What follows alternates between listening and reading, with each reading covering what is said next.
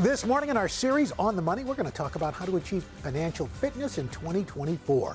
We're laying out some money resolutions and how to reach them, and here to help us, Sharon Epperson, CNBC Senior Personal Finance Correspondent. Sharon, good to see you. Good to be here. All right, well, okay, let's first of all start with your first tip. You say schedule weekly visits with your money. Hello, money. Exactly. You have to say that because a lot of people don't know where their money is. They don't know how it's coming in, where it's going, what accounts it's going to. Right. Schedule a time in your calendar, put it on your phone, same day, same time, every week, at least for this month, to try to figure out where your money is. Review all your accounts, checking, savings, your retirement accounts, college savings accounts, your mortgage, everything, so that you know where those accounts are and what's going in and how much money is coming out. And you say compare take-home pay and spending in your savings. Because your take-home pay at the start of the year may be different than it was at the end of last year because of what some of the deductions are that you may have, because of your tax situation if that's changed. You really want to know your take-home pay and pay attention to how much you're saving and how much you're spending. Okay. All right. So after we've visited with our money, you say that we should set achievable goals to grow our money. How do we do that? People say things like, I want to pay down debt, I want to save more money. No.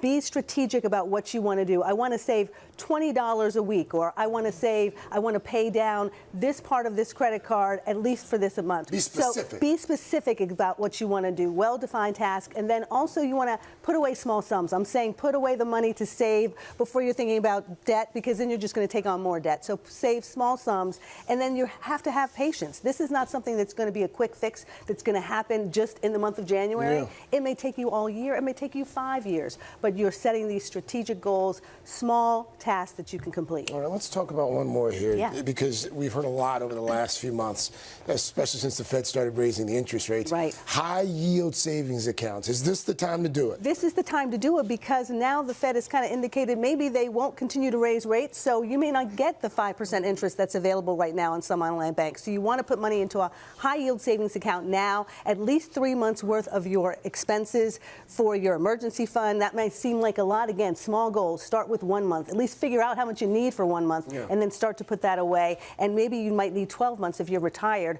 The other thing to think about is putting that money away for costs that may come up this year. You know that you're going to have to do a renovation in some part of your house. You know that you're going to have to put away some money for college tuition, maybe even besides the 529 plan if you have one for college savings. So use the money for that too. It's not just for your emergency fund. It's for some of those goals that you have that you know you're going to have to spend on, but you're putting money away now to make sure you'll be able to make that. Okay. All right. Well, speaking of spending, let's talk about being intentional with our spending. This weekend I was cleaning out my closet and I found sweaters that I've never worn, that I'm donating.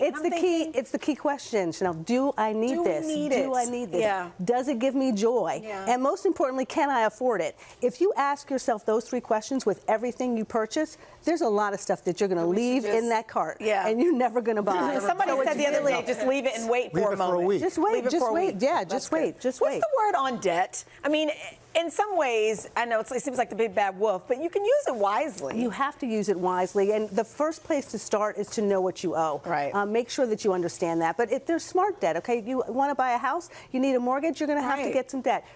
School loans, that's going to have to happen. But read the fine print. Know what the interest rate is, but know what the fees are. Know what the repercussions are if you don't pay on time. Right. And if you have credit card debt, look for a low interest, or better yet, a 0 interest credit card. At least it'll give you that promotion for 12, 18, maybe even 21 months, so you don't have to pay interest on it. It can make a big difference. It can make a huge difference and start to pay that off. And if you can't qualify for that, consolidating your debt with a personal loan, sometimes you can get rates as low as 11%. So you take all of your debt and put it in one payment. Put it in one payment. Again, this is something to strategize so that you're doing achievable goals and you're putting all your accounts and your money together. Okay. All right. Bring us home, Dylan. Sharon, seem a little overwhelming to do this all alone, and you say, just find a buddy. Find a buddy. Find an accountability partner. My AP, you go to that person for everything. I ask my financial advisor, anything that's over about $5,000, maybe I should just say $1,000. Let me be real.